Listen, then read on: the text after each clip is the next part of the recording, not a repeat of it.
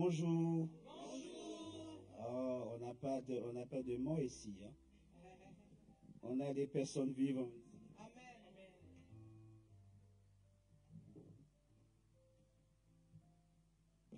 Mes bien-aimés, vous avez votre portable dans votre main? Ah, je vois, il y a quelqu'un qui est en train de texter. Je vais vous demander de juste poser votre portable. Et le frère qui est avec le tablette, tu avances, tu avances. Et vous savez, c'est ce qu'on va faire? On va applaudir. Mais ce n'est pas pour lui. C'est pour le Seigneur, mes bien-aimés. Amen.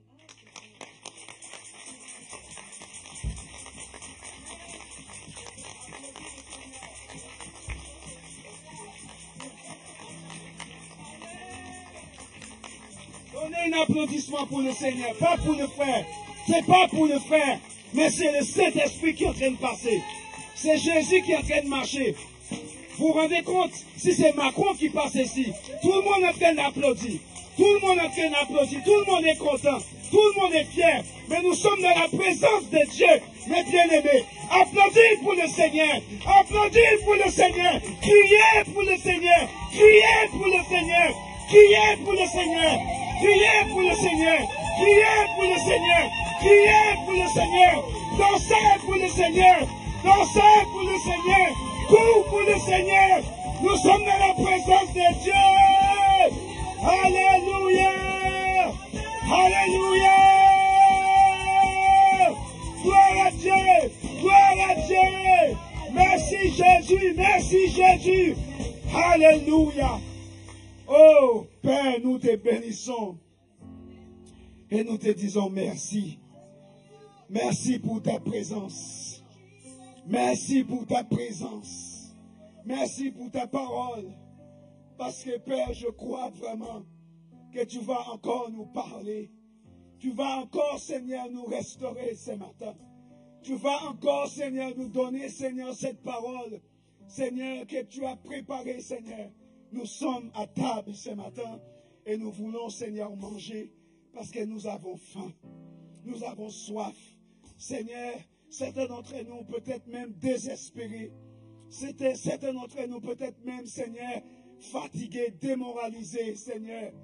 Papa, il y a peut-être même certains d'entre nous, Père, qui sont dans un état, Seigneur, nous ne savons pas, déployable, Seigneur, qui ne peut plus, Père.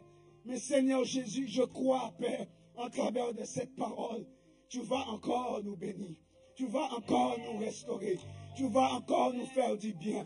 Tu vas encore nous déranger. Tu vas encore, Seigneur, même, Seigneur, faire en sorte que cette parole trouve sa place, Père. Non pas seulement, Seigneur, dans l'apparence, mais Père, dans le cœur. Tu vas toucher le cœur ce matin, mon Dieu. Parce que c'est le cœur, Seigneur, qui te concerne. Et nous te bénissons encore au nom de Jésus. Mes bien-aimés, je bénis le Seigneur encore pour cette invitation. Je me rends compte à quel point que vous ne voulez pas me laisser partir. Hein? Vous voulez me garder, hein? Vous pouvez vous asseoir. Vous pouvez me garder. Si vous voulez, vous pouvez me garder. Parce que nous sommes dans le même combat spirituel. Peu importe la nomination là où vous êtes, mais c'est toujours le même Dieu que nous servons. Et je remercie encore Apôtre pour son invitation encore, pour pouvoir bénir le peuple de Dieu. C'est pas toujours facile, parce que lorsque je suis parti d'ici il y a des semaines, j'ai été encore quelque part le dimanche d'après, et là encore, je suis encore avec vous ce matin, donc je n'ai pas encore retrouvé ma maison spirituelle depuis 3 semaines. Depuis 3 semaines. C'est vrai que nous communiquons beaucoup via WhatsApp, mais je n'ai pas encore vu ma famille spirituelle en espérant que Picole ne va pas m'appeler encore dans la semaine pour me dire est-ce qu'il y a une possibilité pour dimanche prochain. Donc voilà, je bénis vraiment le Seigneur pour ça. Et lorsque je suis parti d'ici, je me posais beaucoup de questions et je me disais Seigneur, j'espère que ton peuple a vraiment a vraiment pris cette parole que tu nous as donnée au plus profond du cœur et que cette parole, vous et moi, je ne sais pas pour vous, mais lorsque je suis parti d'ici, ça m'a fait du bien, ça m'a vraiment fait du bien et j'ai été en paix parce que je sais que mon cœur a été restauré, mon cœur a été béni et j'espère que vraiment ça a été la même chose pour vous. Donc mes bien-aimés, il y a 2 semaines, c'est vrai que nous avons traité un thème qui était Dieu fait grâce aux hommes indignes et les intègre pour faire avancer son œuvre. Ça, c'était notre thème il y a 2 semaines. Et lorsque le serviteur encore m'avait parlé pour dimanche 17, je me posais des questions et je me disais, mais Seigneur, qu'est-ce que je peux encore dire? Parce que je crois que tu veux encore nous parler et le Seigneur, il me conduit encore, pas sur le même thème, mais il voulait encore que peu importe votre situation, peu importe les choses que vous avez fait, peut-être que comment je peux dire ça, peut-être que vous vous sous-estimez beaucoup, mais le Seigneur veut que vous le sachiez ce matin, que sa grâce, et encore sa grâce, je dis, et encore sa grâce. Donc ce matin, mes bien-aimés, nous allons encore parler de la grâce de Dieu. Nous allons parler encore de la grâce de Dieu. Parce que, souvenez-vous, il y a 2 semaines, nous étions encore, Dieu fait grâce aux hommes. Et nous allons encore continuer par la suite par rapport à ce thème, la grâce de Dieu sur ta vie, notre vie. La grâce de Dieu sur ta vie et son impact sur les autres. Voilà le thème que le Seigneur veut que nous traitons ce matin. Comme je vous ai dit, nous étions encore comment Dieu fait grâce aux hommes qui ne méritaient même pas, des meurtrières, des personnes qui faisaient du mal, des personnes qui vivaient une vie dans le débauche, des personnes qui vivaient, qui ne plaisaient, qui n'étaient même pas dans la volonté de Dieu. Mais Dieu a utilisé ces personnes-là vraiment. Donc aujourd'hui, par la suite, nous allons voir lorsque la grâce de Dieu est sur ta vie, comment elle doit avoir des impacts sur la vie des autres. Et c'est cela que nous allons traiter aujourd'hui. Donc, avant d'aller plus loin, mon amour, je ne vais pas travailler tout seul aujourd'hui, mais tu vas travailler avec moi parce que nous sommes en équipe. Donc, je ne sais pas si vous pouvez lui donner un micro parce qu'elle va m'accompagner pour prêcher la parole aujourd'hui. Applaudis pour ma femme. Mes enfants sont chez les Écodymes. Donc, mes bien-aimés, lorsque nous parlons des impacts, vous voyez, ce matin, ma femme, elle m'a dit qu'il y a eu un accident. Je ne sais plus où elle m'a dit qu'il y avait un accident avec un enfant par rapport à ce cas qui a dû cogner cet enfant. Et par la suite, l'enfant a perdu sa vie. Alors, j'imagine l'impact que ce cas a eu sur cet enfant. Donc, le cœur de cet enfant n'a pas pu résister. Et nous allons parler pas le même d'impact, mais nous allons parler d'impact spirituel. Quand la grâce de Dieu est sur toi. Bon, hier soir encore, j'ai écouté un message et je vais faire cette même démonstration que l'homme de Dieu nous demandait de faire. Et cet homme nous disait, regardez la lumière. Et il nous demandait de regarder la lumière chez toi. Et pour combien de temps que vous pouvez continuer à regarder cette lumière? Vous ne pouvez pas rester éternellement en regardant cette lumière. Si vous le faites, qu'est-ce qui va vous arriver? Vous allez avoir quoi? Mal aux yeux. Parce que cette lumière a eu un impact. Et ça dérange. Et la grâce de Dieu doit avoir des impacts sur nous. La grâce de Dieu doit déranger les gens, mais leur déranger dans le bon sens. Elle ne doit pas mettre les gens en colère. Enfin, colère, bien évidemment, en colère jaloux. Mais qu'est-ce qu'elle a comme ça? Hein? Mais qu'est-ce qu'il a comme ça? Hein? Des gens peuvent te regarder en disant, mais il y a quelque chose sur toi. Il y a quelque chose de particulier sur toi. Je ne peux pas l'expliquer. Vous savez pourquoi ces gens parlent comme ça? Lorsqu'ils disent, je ressens quelque chose, ou bien j'ai l'impression que je vois quelque chose, mais c'est inexplicable. Parce que vous savez, la parole de Dieu nous dit, l'homme naturel ne peut pas comprendre des choses spirituelles. Alors tant que vous et moi, nous resterons dans le monde charnel, nous ne pouvons pas comprendre ce qui se passe chez ton frère ou bien chez ta soeur. Parce que la grâce doit avoir des impacts. Mais pas des impacts négatifs, mais des impacts positifs.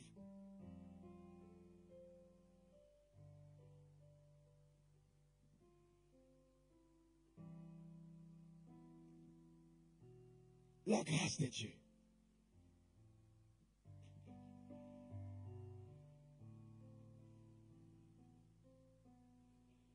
Oh Jésus.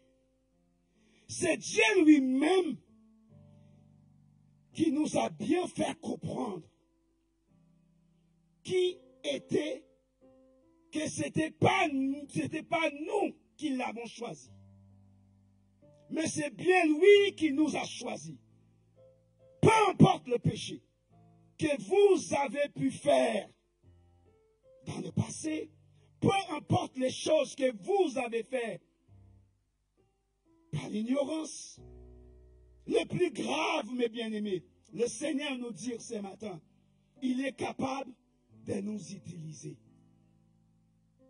Peu importe les choses, peu importe le péché, peu importe, je ne sais pas qu'est-ce que vous faites, mais le Seigneur voit.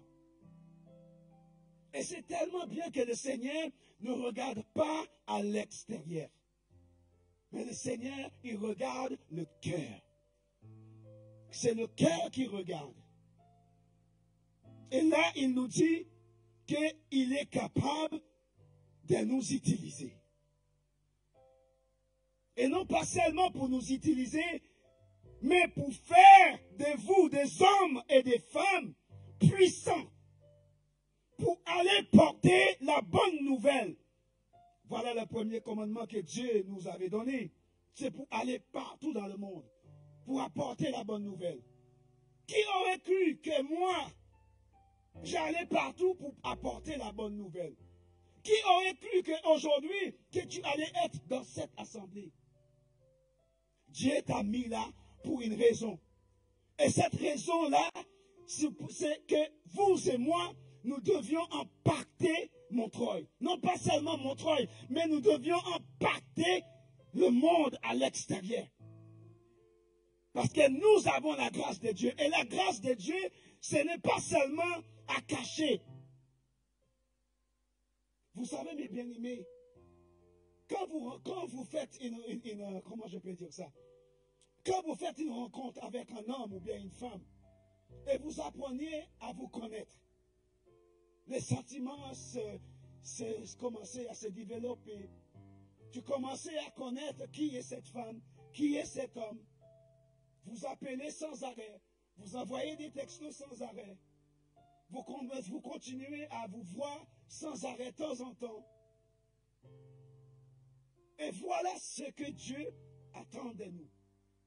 En travers de cette grâce, quelqu'un doit toujours avoir cette envie de t'appeler, d'apprendre à te connaître, d'apprendre à, pas pour voler ce que tu as la grâce de Dieu et ça, c'est inexplicable, c'est involable. Je ne sais pas si ces mots se disent en français, mais c'est involable. Comme vous dites, c'est invendable.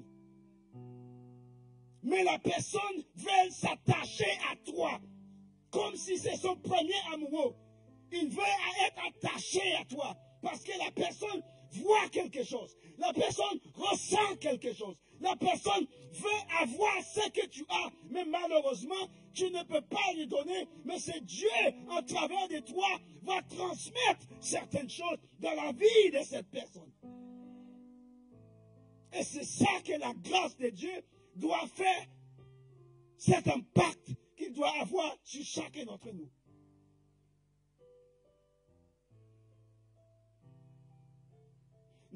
Nous savons en Dieu qui ne regarde jamais le péché ou bien à l'extérieur de l'homme. Mais il regarde toujours le cœur. Il regarde toujours le cœur. Tous ces hommes dans la Bible qui ont commis des péchés adultères, des choses très graves devant Dieu, devant le Seigneur, il les a tous tout de même choisis pour faire avancer son œuvre, comme je vous avais dit il y a 2 semaines. C'était des meurtriers, c'était des personnes qui faisaient la prostitution. Nous avons, etc., etc. Nous avons des bons exemples, mes bien-aimés. Comme je vous avais dit la dernière fois, nous avons Abraham. Qu'il avait fait quoi? Il a menti. Abraham a menti. Chérie, écoute, on va à Montreuil. Mais quand les gens vont voir que nous rentrons ensemble, s'il te plaît, ne leur dites pas que... Parce que si on dit que voilà, tu es ma femme, je risque de te perdre. Là, il a menti. Tu as un micro, mon amour, lis ces versets bibliques. Elle se trouve dans Genèse chapitre 20, versets 1 à 2.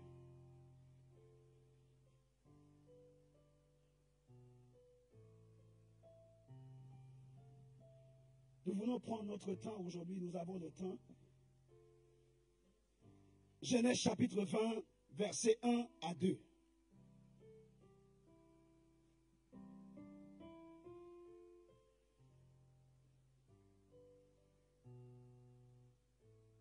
Tu l'as trouvé? Ça va peut-être la sœur derrière toi qu'elle l'a trouvé. Genèse chapitre 20, versets 1 à 2. Genèse chapitre 20, versets 1 à 2. Abraham partit de là pour la contrée du Midi. Il s'établit entre Cadet et Shur et fit un séjour à Guérar. Abraham disait de Sarah, sa femme, c'est ma sœur. Attends. On ne peut pas mentir comme ça. Tu ne peux pas mentir d'une telle manière. Pourquoi? Continuez. Abimelech, roi de Guérar, fit enlever Sarah.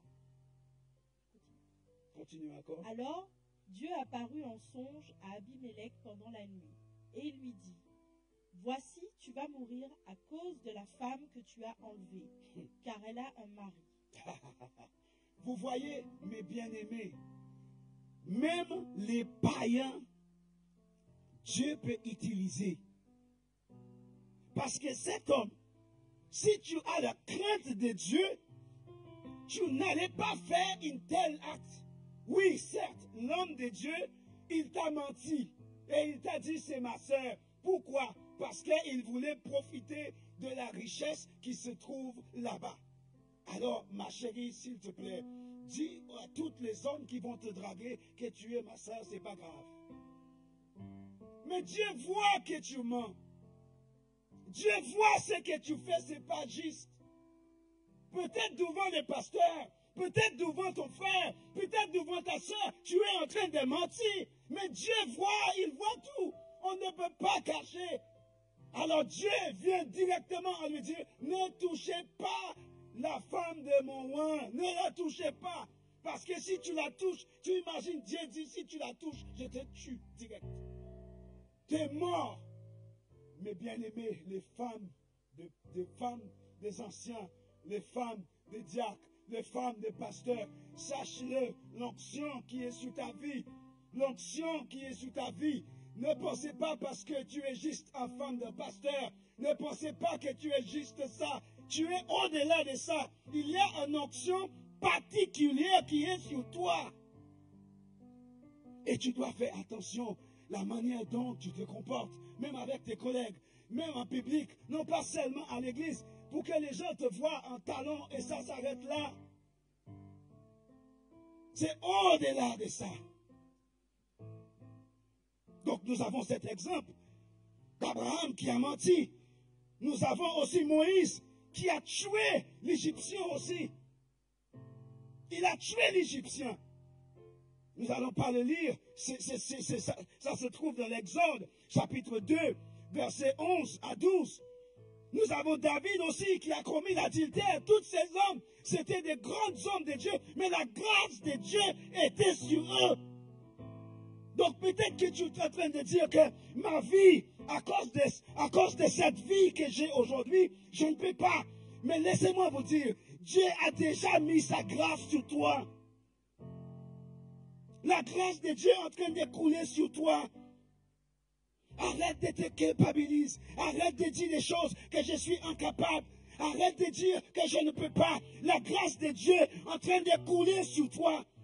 Tu ne le vois pas, mais les autres le voient. Les autres voient déjà la capacité des choses que Dieu a mis en toi. Et nous avons d'autres exemples encore. Nous avons Moïse qui a tué cet Égyptien. Nous avons David qui a commis l'adultère dans 2 Samuel, chapitre 11, versets 1 à 11. Nous avons Noé aussi qui se fait ivre, en train de boire l'alcool. Et il est devenu très ivre. Et qu'est-ce qui s'est passé après? Vous connaissez la suite.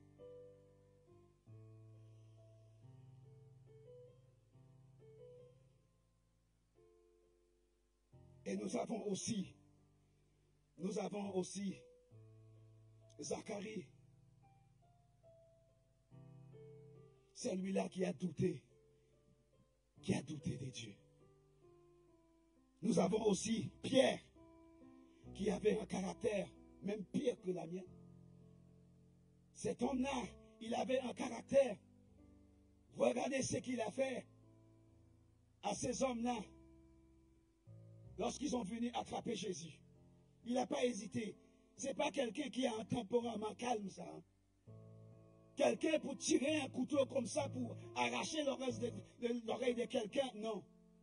Non, lui, il n'est pas calme, il n'est pas posé. C'est quelqu'un qui est capable de faire des choses sans réfléchir. Tu vas toucher mon père, tu vas toucher ci, ah bah je te gifle, je te donne un bon gifle. Un bon même, ça va même te mettre KO. Voilà le caractère. Et peut-être que vous et moi, nous avons ce caractère. Ma femme me connaît, j'ai un caractère, bien sûr. Mais est-ce que, à cause de ce caractère que j'ai, je vais arrêter de faire la volonté de Dieu? Si Dieu a utilisé tous ces hommes qui ont fait des choses même pires que vous et moi, et la grâce de Dieu continuait à couler sur ces hommes-là, alors pensons à vous et moi, et nous restons vraiment sur la volonté de Dieu. Dieu, il t'a parlé de quelque chose. Je ne sais pas de quoi il te parle de faire. Peut-être Dieu est en train de te dire quelque chose pendant que vous êtes dans votre chambre. Peut-être pendant que vous êtes dans votre voiture. Je ne sais pas, mais Dieu, je suis persuadé que si vous êtes réellement un enfant de Dieu, Dieu vous parle. N'attends pas seulement que l'homme de Dieu va plaider devant le trône de Dieu pour votre cas. Chacun d'entre nous, nous avons libre accès. Et Dieu nous parle individuellement, chacun, non pas seulement l'homme de Dieu. Certes, il a mis ces bergers-là, mais Dieu te parle. D'ailleurs, la parole de Dieu nous a dit que le salut, elle est personnelle. Oh Jésus. Et nous avons Paul. Oh là là là. Paul. Oh là là. Comment la grâce de Dieu peut plus utiliser un homme comme ça? Quand je regardais la vie de Paul, on dit que cet homme-là, il était même plus puissant que tous les 12 apôtres. Pourtant, les 12 apôtres, c'était des personnes en des mots innocents. Ils n'ont pas tué des gens. ils ont jamais détruit l'église. Ils n'ont jamais fait toutes ces choses-là. Ah, Dieu les a utilisés. Dieu les a formés en direct. Donc ils ont eu cette grâce particulière sur eux parce qu'ils étaient avec Dieu. 365 jours, ils étaient avec Dieu sur l'influence de Jésus pendant 3 ans. Mais Paul, mes bien-aimés, vous imaginez, aujourd'hui nous sommes en train de prier, Paul rentre avec son pistolet, en train de tirer, en train de prendre les leaders, tous les membres de l'église, et leur mettre en prison. Vous imaginez, Paul faisait toutes ces choses-là. Et en plus, chaque jour, il a un contrat différent. Quand il va voir le chef, on lui donne un contrat pour aller tel endroit. Il désigne certaines églises.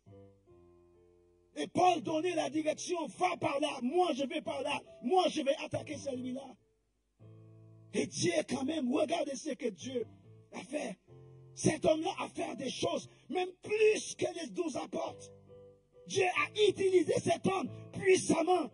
Alors mes bien-aimés, Dieu peut faire la même chose, et même au-delà de tous ces hommes-là. Arrêtez de dire non, je ne peux pas. Arrêtez de dire non, je ne peux pas chanter. Arrêtez de dire non, je ne peux pas prier pour quelqu'un. Arrêtez de dire non. Dieu ne regarde pas tes défauts. Oui, nous avons tous des défauts. Mais je suis sûr que la grâce de Dieu coule sur chacun d'entre nous là. Je suis persuadé. J'ai l'impression que vous n'êtes pas sûr de vous. Vous êtes sûr de vous. Vous avez accepté le Seigneur comme sauveur ou pas? Vous avez une relation avec lui ou pas? Parce que je n'ai pas l'impression, c'est ça en fait. Parce que vous êtes là comme si des personnes qui ne connaissent pas le Seigneur. Comme si tout ce que je dis, ça n'a pas de sens. Parce que la parole de Dieu nous a dit, l'homme naturel ne peut pas comprendre. Alors vous êtes homme naturel ou spirituel aujourd'hui?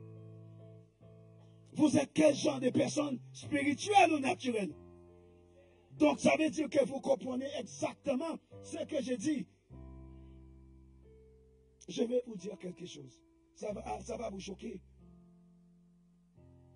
Mais Dieu nous dit ce matin, ne utilise pas ma grâce pour seulement ta vie personnelle et ta vie professionnelle. Parce que beaucoup d'entre nous, nous le faisons. Grâce à Dieu, j'ai pu obtenir ce diplôme. Grâce à Dieu, j'ai pu obtenir ce bac. Grâce à Dieu, j'ai pu obtenir cette promotion.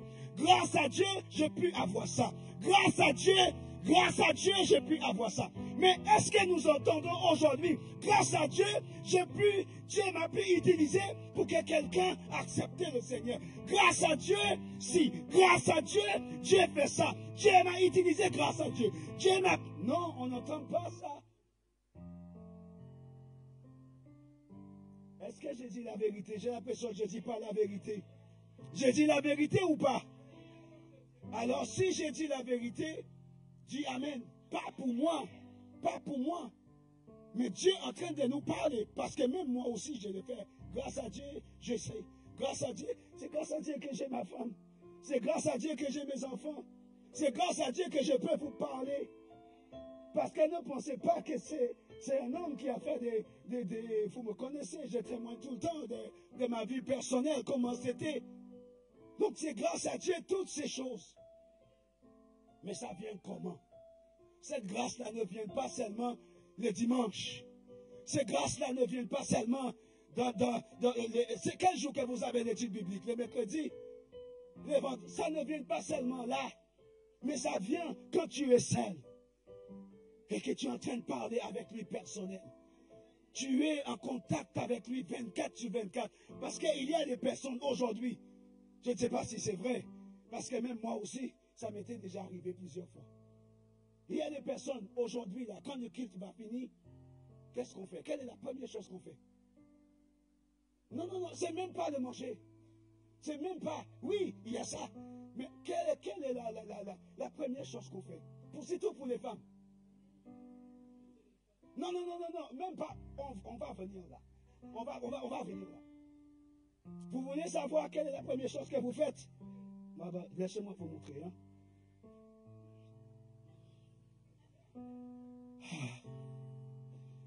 La Bible là-dedans. Et elle va rester là toute la semaine. C'est pas vrai, ça qu'a dit. Parce que tu dis, ah bon, on arrive. Ah, vous avez fait ça. Hein? Bien sûr, d'accord. Je suis sûr que tu n'as jamais fait. Ah bah, mais bien sûr. Il ne faut pas mentir. Même moi qui te prêche, je l'ai déjà fait. C'est la première chose qu'on fait. Je rentre avec mon sac devant la télé et directement dans la cuisine. Là, je cherche Colombo. Là, je vais chercher le Colombo. Là, le repas vient. Et quand tu prends le repas, tu t'assois, peut-être que tu ne pries même pas pour le repas. Seigneur, bénis ce repas que ma femme a préparé. Bénissez, Seigneur. C'est tout de suite. Allume la télé et on est dans les infos et on est en train de manger. De temps en temps, on est dans notre téléphone. Mais tu peux me faire une compte rendu, surtout si ta femme ou bien ton mari n'était pas à l'église aujourd'hui. Je n'ai pas pu suivre le direct parce que ça a coupé à chaque fois. Tu peux me faire un résumé par rapport à ce qui s'est passé, le message aujourd'hui.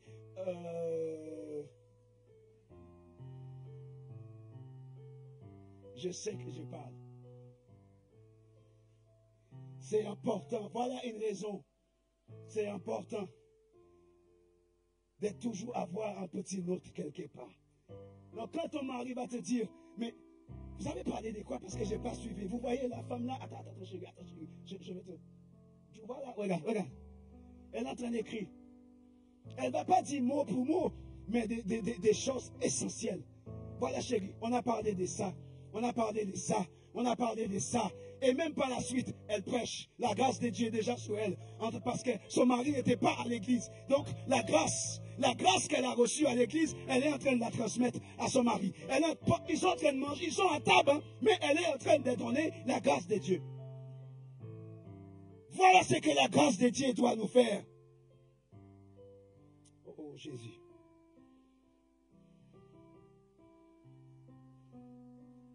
Est-ce que quelqu'un peut lire Josué chapitre 6 pour moi?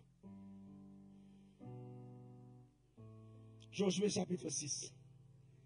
Verset 17 à 25. Mais nous allons couper de temps en temps.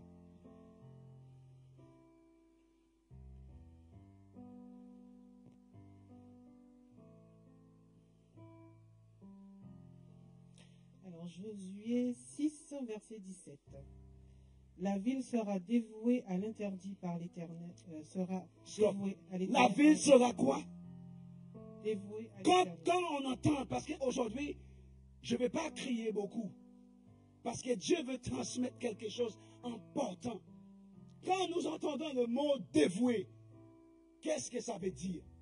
Quelqu'un peut me dire? Le mot dévoué, par l'interdit. En deux mots, tout ce qui se trouve à l'intérieur lui appartient. Si tu prends quelque chose, tu es en train de, en quelque sorte, manquer de respect à Dieu et ça risque de te tuer. Dévoué par l'interdit. Ça veut dire c'est interdit de prendre quoi que ce soit et mettre dans ta bouche, dans ta poche, ou bien dans tes affaires. Elle ne t'appartient pas. Continuez. Elle et tout ce qui s'y trouve. Mais on laissera la vie à Rahab la prostituée et à tous ceux qui seront avec elle dans la maison, parce qu'elle a caché les messagers que nous avions envoyés. Qui était cette femme? Il y a 2 semaines, nous avons parlé d'elle. Vous voyez, il y a 2 semaines, on a parlé d'elle. Mais regarde cette femme, regarde. Elle pouvait dire, elle pouvait laisser l'ennemi. Oh, ces hommes-là, ils sont beaux. Là, je vais leur laisser dormir chez moi, mais ce soir, elles sont à moi. Ils sont à moi. Mais elle n'a pas eu ces plans-là parce qu'elle connaissait déjà l'histoire de ces personnes. Et elle voyait déjà la grâce de Dieu sur ces hommes. Donc elle sait que même si elle a un plan, ce n'est pas possible. Parce que si nous continuons à lire, nous allons voir, dès qu'elle a croisé ces hommes, son cœur Boutou, Boutou, Boutou. Elle avait très, très peur. Ça, c'est pas une femme qui veut faire le premier pas. Parce qu'elle avait peur. Écoutez ce qu'elle a dit. Verset 18.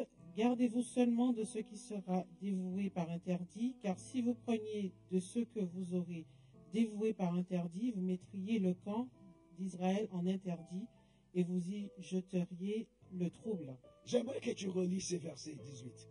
Il y a quelque chose de très important, un point. Gardez-vous seulement de ce qui sera dévoué par interdit, car si vous preniez de ce que vous aurez dévoué par interdit, vous mettriez le camp d'Israël en interdit. Mes bien-aimés, beaucoup, y compris moi, beaucoup d'entre nous, nous prenons des choses qui est interdit. Nous faisons des choses qui est interdit. Et une raison pour laquelle la grâce de Dieu, des fois, ça ne brille plus. Et à cause de ça, l'Église, le corps de Christ, nous mettons le corps de Christ en péril. Je ne sais pas si j'ai prononcé ces mots-là bien. N'oublie pas que je suis anglophone. Hein? Nous mettons l'Église en péril et nous posons la question, mais pourquoi une telle louange si c'est fatigant? La louange n'est pas au top. Le message est bizarre. L'envie de prier, on n'arrive même pas à prier ensemble. Pourquoi? D'habitude, nous avons l'habitude de voir des miracles. Nous avons l'habitude de voir des guérisons, toutes sortes de choses. Et si, mais malheureusement, la grâce de Dieu ne coule plus. Ils ont pris quelque chose par interdit et toute l'équipe, toute l'église est en péril. L'église n'avance pas parce que l'Esprit de Dieu n'est plus là. La manne cachée ne tombe plus. Faisons attention. Quand Dieu dit prends ça, prends ça. Si Dieu te dit ne prends pas, ne le prends pas. Si Dieu te dit va par là, va par là. Il ne t'a pas demandé d'aller à gauche. Il t'a demandé d'aller tout droit. Si Dieu te réveille pour aller prier, laisse ton mari, va prier. Si tu es célibataire, quitte ton lit, laisse ton téléphone, va prier. Parce qu'il sait pourquoi il te demande. Oh Jésus, je ne sais pas si vous comprenez. Je ne sais pas si vous comprenez ces messages. Je vous ai dit, je ne prie pas parce que le Seigneur ne veut pas que je crie. Il m'avait déjà prévenu, ne crie pas. Parle. Et il me montrait, le Saint-Esprit me montrait comment Jésus faisait. Jésus, il s'assoit. Voilà comment je veux que tu fasses. Jésus ne criait pas. Mais Jésus, il était posé. C'était un bon enseignant, Jésus. Il n'était pas un prédicateur. Mais lorsqu'il s'assoit, il parle. Il parle posément. Et même en parlant posément, il dérange. Parce que la parole rentre. Quelquefois, quand on crie beaucoup, on échappe certaines choses. Des gens n'entendent pas certaines choses.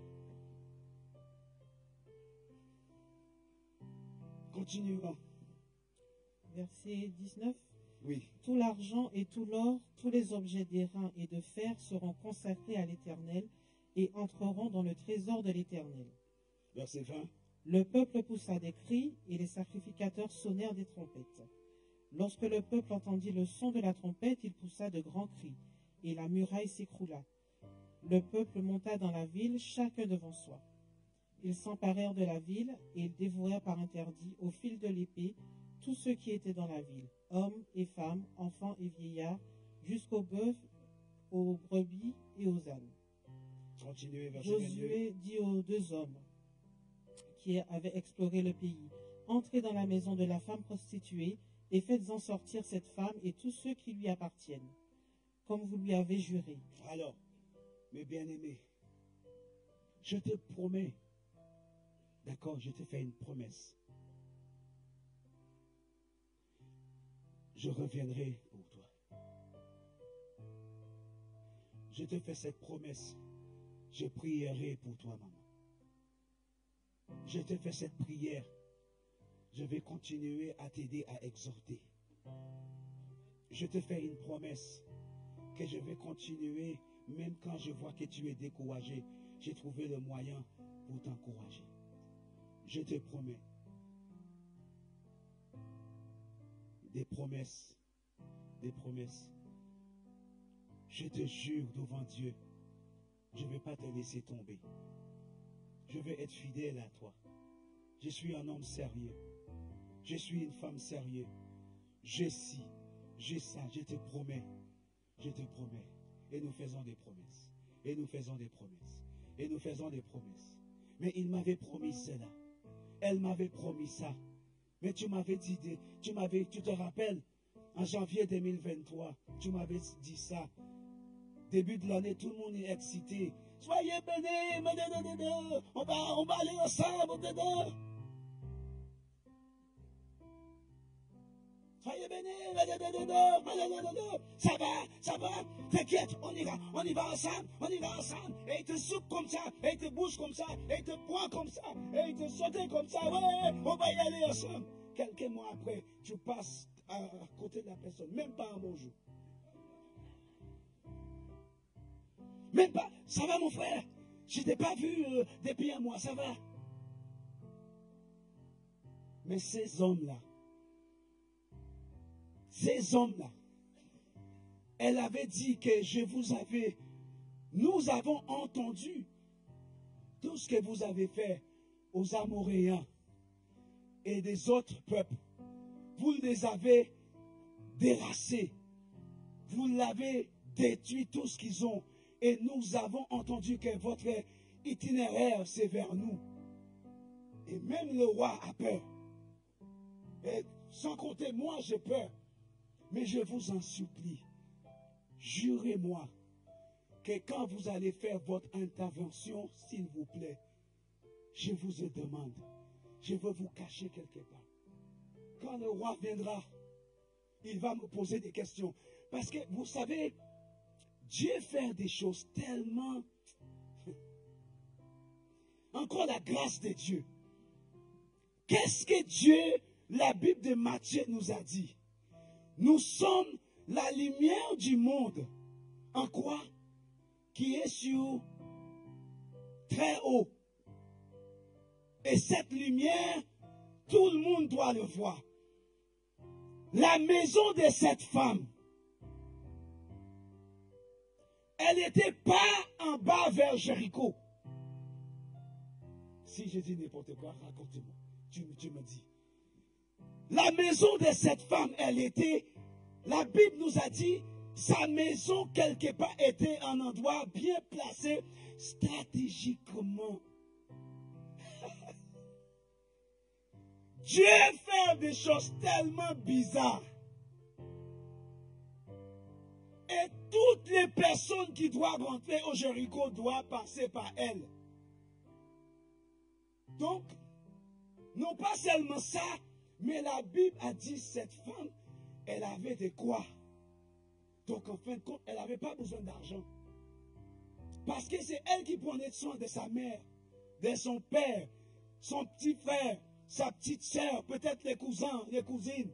Elle prenait soin de ces personnes-là. C'est elle qui payait le loyer de toute sa famille. Et elle dit aux espions de Josué, jurez-moi, quand vous allez revenir ici, faire en sorte que ma mère, mon père, ma soeur, mon frère soient sauvés, épargnés de cette, parce qu'elle sait déjà ce qui se prépare. Mais ce n'est pas seulement ça, mais mes bien-aimés, la Bible nous fait comprendre que cette femme, elle avait un désir de quitter sa vie avant. Nous allons le lire. Nous allons le lire. Mais laissez-moi vous lire quelque chose. Voici comment Dieu les avait intégrés dans sa famille après avoir fait grâce pour pouvoir faire avancer son œuvre. D'ailleurs, c'est des pécheurs, c'est des personnes avec une mauvaise vie pour faire avancer son œuvre. Ils ont pu témoigner aux autres en portant la bonne nouvelle aux personnes sans importance pour le royaume de Dieu. C'est le premier commandement que Dieu nous a donné. Lorsque nous entrons dans cette famille spirituelle, nous avons des devoirs. Parce que dès le jour que nous sommes sortis de la vente de notre mère, nous sommes devenus des pécheurs. Et ne pensez pas parce que tu es un petit garçon qu'un jour tu ne vas pas faire des choses. Donc lorsque nous rentrons dans la famille de Dieu, le premier commandement que Dieu nous donne, c'est d'aller donner des témoignages. Et voilà ce que ces hommes ont fait. Aujourd'hui, nous pouvons prendre exemple à ces hommes-là et ces femmes. Ils ont eu un bon témoignage. Peu importe leur vie, peu importe la vie que ces gens ont portée, ils ont eu un bon témoignage. Oh, alléluia. Ils ont eu un bon témoignage pour porter la bonne nouvelle à des personnes comme vous et moi. Nous avons l'exemple idéal, mes bien-aimés, comme Moïse, qui a conduit le peuple de Dieu dans le désert, sans oublier le successeur de Moïse. Ça, c'était des hommes. Moïse, on a lu tout à l'heure concernant Moïse. C'était quelqu'un, il a tué des personnes. Josué non plus n'était pas mieux que lui. Mais c'est des personnes que Dieu pouvait prendre d'autres personnes mieux que. Parce que même Moïse lui-même a dit, Seigneur, écoute, je suis désolé, mais je ne peux pas parler, s'il te plaît. Je ne peux pas parler. En anglais, on dit, I am eloquent. Ça veut dire que la parole n'est pas facile. Je ne parle pas beaucoup. S'il te plaît, prends quelqu'un d'autre. Alors, tu veux que je prenne quelqu'un d'autre? Je vais prendre ton frère. Mais, en travers de toi, la grâce qui coulera sur toi va couler sur ton frère. Mes bien-aimés, nous parlons de la grâce de Dieu. Voilà ce que la grâce de Dieu peut faire. Pour conduire le peuple de Dieu qui était dans la misère, mes bien-aimés. Quant à Rahab, lorsqu'elle s'est fait intégrer dans la famille de Dieu, sa vie n'était pas arrêtée là. Lorsqu'elle est rentrée dans l'église, lorsqu'elle s'est intégrée dans l'église, sa vie ne s'est pas arrêtée là. Dieu l'a béni davantage. Dieu lui a donné un mari et même des enfants. Hey. Regardez jalousie. Regardez la jalousie. Vous imaginez cette prostituée qui vivait n'importe comment. Hein? Cette femme qui était devant toutes ces années. Moi, je suis là. Je prie toutes ces années. Je demande à Dieu de me donner un travail. Je demande à Dieu de me donner ci. Et elle vient d'arriver. Elle a déjà un mari. Elle a déjà un travail. Elle est déjà bien intégrée. La grâce. Pose-toi la question. Moi-même, moi aussi, je pose la question. Parce que la grâce de Dieu, elle doit déborder sur nous. La grâce de Dieu doit déborder sur nous, mes bien-aimés. Elle doit déborder. Elle doit couler. Et quand elle coule, elle doit avoir des impacts sur les autres. Et cet impact que cette femme et tous les hommes de Moïse, de Josué, de David, de toutes ces personnes-là, l'impact que ces personnes-là ont eu dans le passé et jusqu'à aujourd'hui, mes bien-aimés. Leurs paroles ont des impacts sur nous. Et nous pouvons prendre des exemples sur ces personnes-là, mes bien-aimés. Oh Jésus.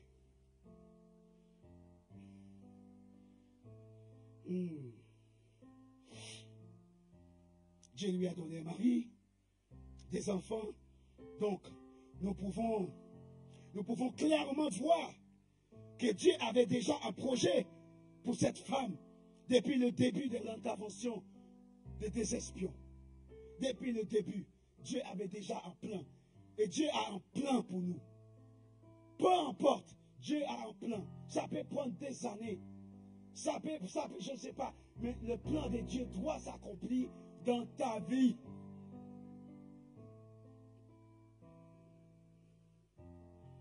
Nous continuons encore. Alors, en Corinthiens, chapitre 1, verset 27, et je vais t'arrêter. Nous allons jusqu'au 31, mais prends point 25 jusqu'à 31, mais je vais t'arrêter. En Corinthiens. En Corinthiens, chapitre 1, verset 25 jusqu'à 31, mais je vais t'arrêter. Chapitre 1,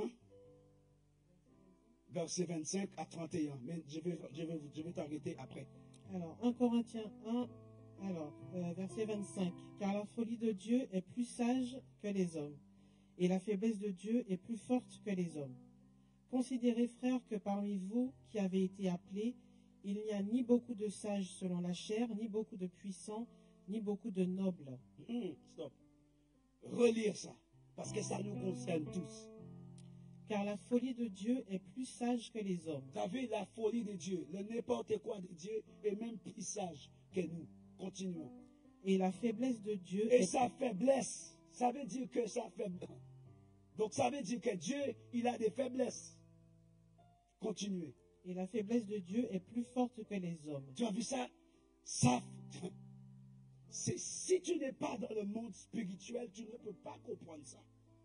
Frère, Dieu nous dit, c'est pas mon écriture dans mon tablette. C'est Dieu qui est en train de transmettre ça à Paul en lui disant, ma faiblesse est plus sage que nous. Tu imagines? Non, mais pour moi, c'est de la folie. Comment Dieu peut dire que sa faiblesse est beaucoup plus sage que la nôtre? Non. Relis ça parce que je ne sais pas si vous captez exactement ce que je vois en fait. Relis ça. Car la folie de Dieu est plus sage que les hommes. Donc Dieu fait des folies et il nous dit que toutes ces folies qu'il fait est beaucoup plus sage que nous. Et il continuait, il ne s'arrête pas là, il continuait à dire, continuez. Et la faiblesse de Dieu est plus forte que les hommes. Ma faiblesse est plus forte que la vôtre. Si tu n'es pas dans le monde spirituel, tu ne peux pas comprendre ce que Dieu veut dire. Donc ça veut dire que si vous croyez que toute la folie que je fais, vous allez me tromper, aïe, attention. Non. Je vous limite. Continuez, bébé. Considérez, frères, que parmi vous qui avez été appelés, il n'y a ni beaucoup de sages selon la chair, ni beaucoup de puissants, ni beaucoup de nobles. Mais Dieu a choisi les choses folles du monde pour confondre les sages. Voilà ce que je veux. Continuez. Dieu a choisi les choses faibles du monde pour confondre les forts. Vous entendez? Dieu a choisi des personnes sans importance. Nous prenons exemple comme ces hommes-là, Moïse et toute son équipe, David, Paul, la femme prostituée, la femme qui est venue, qui rentre dans la maison de la pharisienne là, qui a pris le parfum le plus cher pour laver les pieds. Elle aussi, sa vie. Connaissez-vous qui était cette femme? Elle avait la même vie comme Rahab.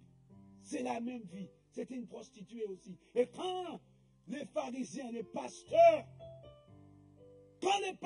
ont vu ça, mais est-ce qu'ils se rendent compte de cette femme qui est devant lui là en train de souiller ses pieds? Est-ce qu'ils connaissent vraiment cette femme? Voilà la question que les hommes, parce qu'ils regardent l'extérieur de cette femme. Sa vie, c'est ce qu'elle fait. Comment elle mène sa vie. Et voilà ce que nous regardons souvent, l'extérieur. Mais Dieu merci, Dieu ne regarde pas l'extérieur. Dieu regarde le cœur, mes bien-aimés. Tout ce que nous faisons, fais-le avec le cœur. Ma soeur, quand tu chantes, si tu vois l'église ne capte pas, n'arrête pas.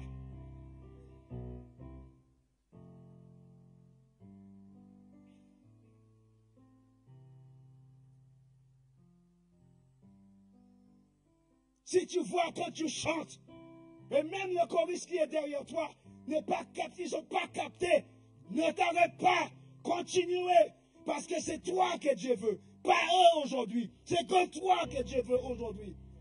Si tu es dans l'église et tu danses et tu vois les autres ne dansent pas, ne t'arrête pas, continuez à danser. Si tu vois, pendant que tu pries et tu ouvres tes yeux et tu vois personne ne prie, n'arrête pas. Parce que ta relation ne dépend pas des autres. Ta relation avec le Seigneur ne dépend pas par rapport à les autres. Tu n'es pas ici pour plaire aux autres. Mais nous sommes là pour plaire à Dieu. Nous sommes venus pour donner ce sacrifice vivant. Oh Jésus. Nous sommes en train de clôturer. Nous sommes en train de clôturer. Oh, alléluia.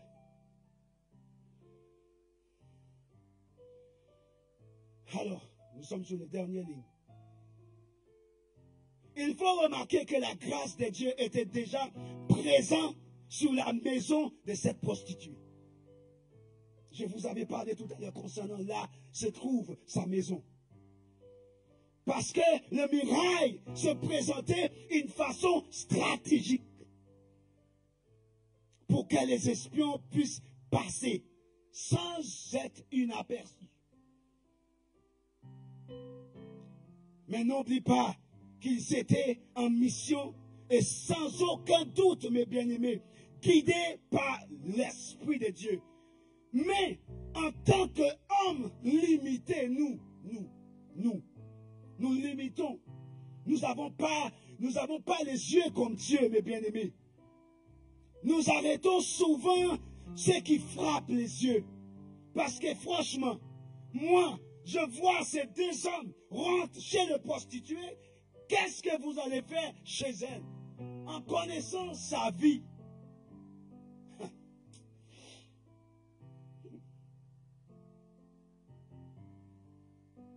Ce qui frappe les yeux.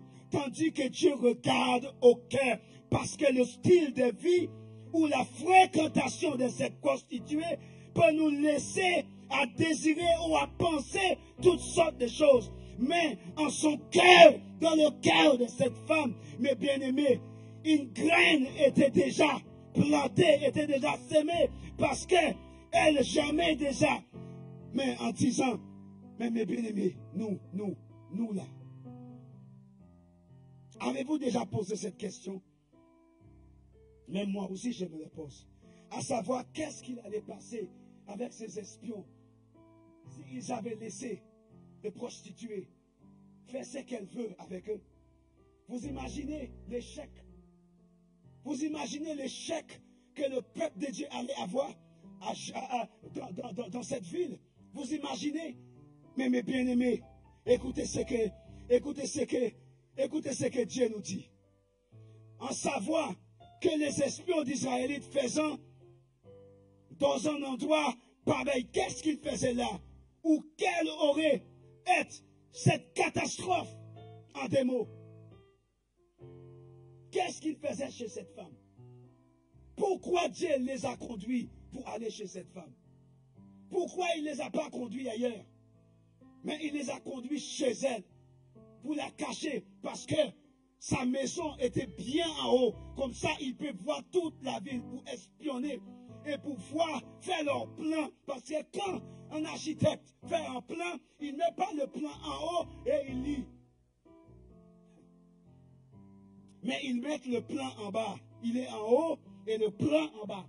Donc la maison de cette femme, elle était un endroit bien placé pour que les espions puissent voir.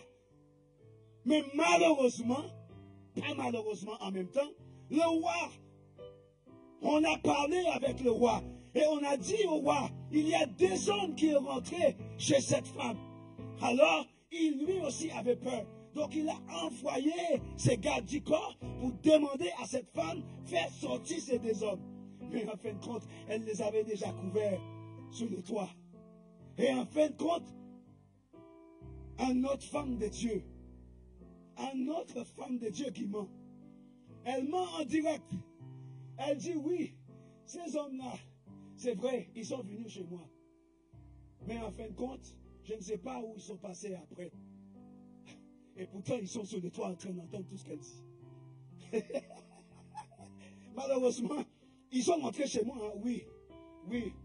Ils sont rentrés chez moi, mais en même temps, je ne sais pas, peut-être qu'ils ont passé par la porte derrière et ils sont partis. Donc, c'est ce que vous pouvez faire. Et en plus, Elle les a donné le mauvais itinéraire. Elle les a dit, attends, je crois qu'ils ont dû passer par là, quelque part par là. Donc tu prends cette direction avant que le soleil tombe. Va dans cette direction parce que je crois que c'est par là. Parce qu'en passant chez moi, je crois qu'ils ont dû prendre cette direction. la femme de Dieu qui ment. Ensuite, elle est montée sur le toit, on leur demandait de descendre. Et elle dit, vous êtes maline, hein? Elle dit, ne va pas par là. Ne prends pas cette direction. Mais plutôt aller sur le montagne là-haut, là. Tu vois, de ces côtés-là. Allez là et restez prophétique. Si tu n'es pas dans le monde spirituel, tu ne comprendras pas. Quand hier soir, quand je suis allé dire à ma femme, je ne suis pas tranquille. Parce que le Saint-Esprit est en train de me travailler. Je suis rentré dans mon bureau. Et là, le Saint-Esprit est en train de me montrer quelque chose de prophétique. Pourquoi cette prostituée demande de rester là 3 jours? C'est prophétique, mes bien-aimés. Il fallait qu'il reste mort pendant 3 jours. Hey, je vous ai dit, si vous n'êtes pas dans le monde spirituel, vous ne pouvez pas comprendre ça. 3 jours. Qu'est-ce qui s'est passé avec Jésus? Je vous ai dit que c'est prophétique, mais on ne va pas. Jésus est resté dans le tombeau en dormant pendant 3 jours. Elle demandait aux serviteurs de Dieu de rester pendant 3 jours. Et le 3e jour, pendant que vous êtes en train de rôder, vous êtes en train de regarder tout ce qui se passe. Jésus, quand il est rentré en enfer, il a fait 3 jours pour faire quoi? Parce qu'il fallait qu'il récupère quelque chose. Donc il fallait qu'il ait des stratégies. Comment faire? C'est prophétique, je vous ai dit. 3 jours. Et pendant 3 jours, ils sont en train d'écrire. Là, on va frapper par là d'abord. Là, on va frapper par là. Et par la suite. Et pendant 3 jours, ils sont en train de travailler là-haut. Ensuite, ils sont redescendus. Ils sont allés voir les serviteurs. Et ils ont dit, voilà comment on va faire. Voilà comment on va faire. On va faire comme ça, on va faire comme ça, on va faire comme ça. Et à un moment donné, on va chercher cette femme qu'on avait fait le plan. Parce qu'ils ont informé Josué concernant cette femme qui les a hébergés pendant 3 jours, qui les a sauvés et on a fait un pacte avec elle. Donc, si je fais cette pacte avec vous, vous devez revenir et laisser ma famille sauve. Donc, quand ils ont sorti de l'enfer, Jésus se remontait, Jésus est ressuscité le 3 jours, et Jésus montait avec les informations pour donner à son Père. Jésus, vous ne comprenez pas. Jésus est remonté avec toutes les informations qu'il a récupérées en enfer après 3 jours. Après 3 jours, les espions sont réveillés et ils sont retournés vers... Malheureusement, vous ne comprenez pas. Et ils sont revenus en puissance. Voilà pourquoi, quand Jésus est parti, qu'est-ce qu'il a dit? Je pars, mais je ne vous laisse pas seul. Prophétique. Vous voulez encore que je rentre dans le prophétique encore? Je ne vous laisse pas seul. Mais quand je reviendrai, d'accord? Pour l'instant, je monte. Mais je veux vous envoyer, c'est qui? Et le consolateur va faire quoi? Avec cette même consolateur-là qui va vous donner la force pour pouvoir marcher sur cette même consolateur-là qui va vous permettre de faire encore marcher sous les scorpions, marcher sur des choses qui vont vous détruire. Cette consolateur-là va vous permettre de gagner chaque combat. Mes bien-aimés, cette consolateur, lorsque même le corps n'a pas envie de prier, elle va vous pousser. Oh! Vous ne comprenez pas. Vous ne comprenez pas, mes bien-aimés. Le consolateur est revenu à Jéphro, mes bien-aimés. Le consolateur, ce n'est pas Israël. Ce n'est pas Israël. Ce n'est pas le peuple de Dieu qui est retourné à Jéricho, mes bien-aimés. Vous ne comprenez pas. Tout leur combat, ils ont gagné, mais ils n'ont pas gagné par leur propre force. Et si je dois continuer encore, il y avait un moment que le consolateur les a quittés. Je ne vais pas rentrer dans ces détails, mais il y avait un moment, le consolateur les a quittés. Et ils sont en train de perdre avec une petite armée, une petite ville. Vous avez l'habitude de gagner des grandes villes. Mais là, c'est juste une petite ville. Et cette petite ville est en train de vous ravager. Pourquoi? Parce que des hommes ont parti en voler des trucs qui étaient interdits. Et le consolateur est parti. Faisons attention. Quand on a le consolateur avec nous, il faut faire attention. Parce qu'il va y avoir des moments, il va vous demander de rentrer dans le combat. Quelquefois, même moi, mes bien-aimés, j'ai envie de passer du temps avec ma famille. Le film est tellement bon. Le télé est tellement bon. Des fois, je suis bien installé sur le canapé avec mes enfants, mes deux enfants entre moi, ma femme à côté. Quelquefois, j'ai envie de regarder la télé avec eux, mais quelquefois, ils voient, je bouge et je quitte. Je sais plus, peut-être elle comprend. Et je rentre dans mon bureau. Et après, je lui dis, j'étais pas tranquille. J'étais pas tranquille. Mon meilleur ami avait besoin de moi. Hier, on était à table et on est en train de manger. Et je lui dis, il est en train de me déranger parce que je suis en train de passer un moment convivial avec elle à table. Qu'est-ce qu'on est en train de faire? On est en train de regarder, je ne sais pas, un message quelque part en Guadeloupe, je crois. Et il m'a dit, partez, partez. Va dans ton bureau, j'ai des choses à te donner. Et je lui ai dit, désolé bébé, mais je suis dérangé. Je n'aime pas quand il me fait ça. La chair n'aime pas, moi personnellement, je n'aime pas. Parce que pour moi, je suis en train de regarder un bon message avec ma femme. Et là, il me dit, je n'ai pas besoin de toi là. Va dans ton bureau. Quand je suis rentré, c'est là que j'ai commencé à voir des trucs prophétiques. Il commençait à redresser le message. Il commençait à couper certaines choses. Non, c'est pas ça. Non, c'est pas ça. Enlever ces versets bibliques. Et quand j'ai enlevé ces versets bibliques, je vois que je l'avais déjà noté quelque part. Il me dit, non, c'est pas ça. Je ne veux pas ça. Prends ça.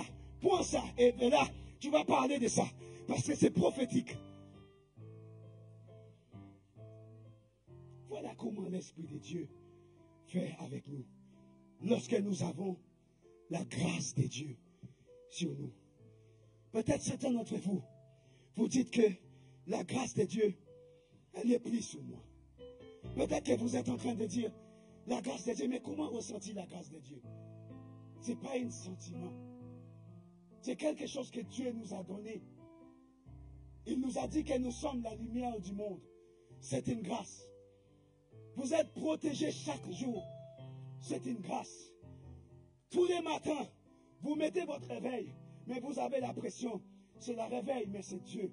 Parce que la réveil peut sonner 50 000 fois. Et tu dors encore. Ce n'est pas la réveil. Peut-être que ton cerveau dit qu'aujourd'hui c'est dimanche et je dois être là à certaine heure. Si Dieu ne veut pas te réveiller, tu vas rester là. C'est une grâce, mes bien-aimés. Donc nous devions être reconnaissants envers Dieu. Lèvons-nous, mes bien-aimés. Et prions, prions, mes bien-aimés. Seigneur, merci pour cette grâce. Je ne sais pas quel genre de message que vous avez reçu ce matin. Mais je sais que la grâce de Dieu est sur nous. Le chante, viens chanter avec moi. C'est pas grâce, parce que c'est une grâce. Prions, mes bien-aimés. Remercions le Seigneur pour cette grâce qu'il nous a fait. Remercions le Seigneur parce qu'il nous a fait cette grâce. Nous avons vu la vie de toutes ces personnes-là, mes bien-aimés. Nous avons vu leur vie. Dieu pouvait choisir quelqu'un d'autre. Dieu pouvait choisir quelqu'un d'autre, mes bien-aimés.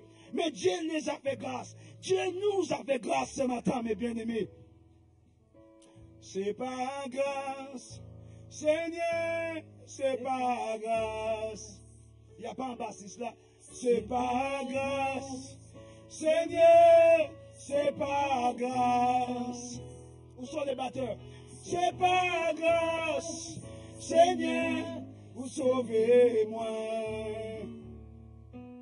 C'est par grâce, Seigneur, c'est par grâce, c'est par grâce, c'est par grâce, Seigneur, c'est par grâce.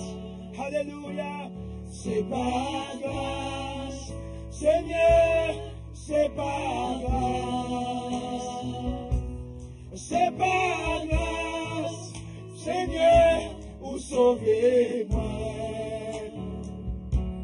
C'est par grâce, Seigneur, c'est par grâce. À présent, moi ça chanter, alléluia. À présent, moi ça chanter, alléluia. Vous pouvez chanter, alléluia. À présent, moi ça chanter, alléluia. C'est par grâce, le Seigneur, c'est par grâce. À présent, moi peux louer, moi peux louer. À présent, moi peux louer, alléluia.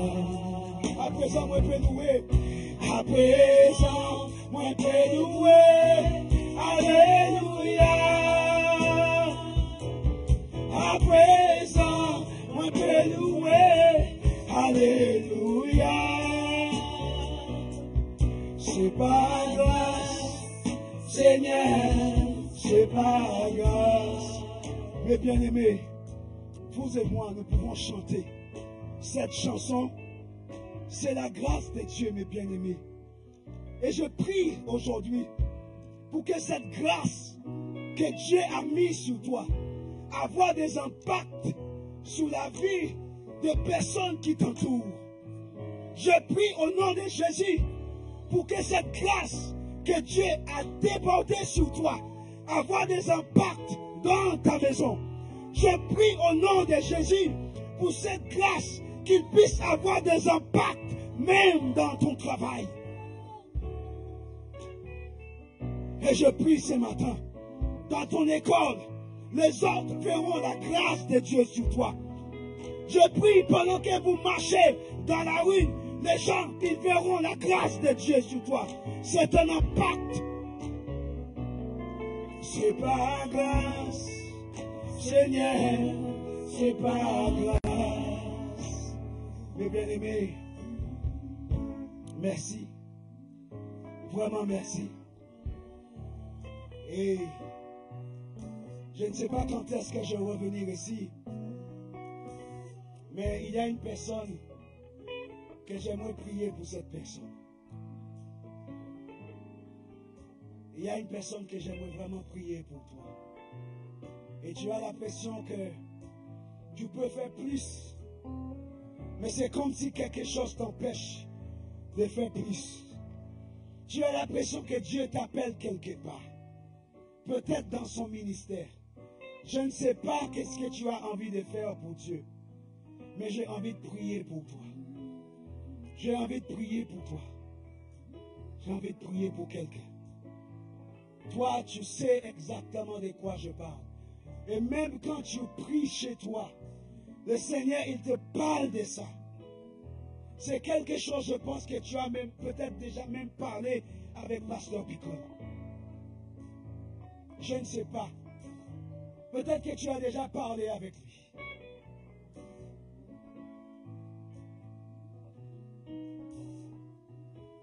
Je ne sais pas.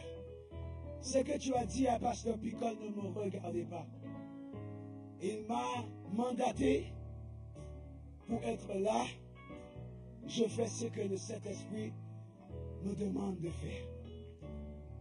Tu veux une double grâce.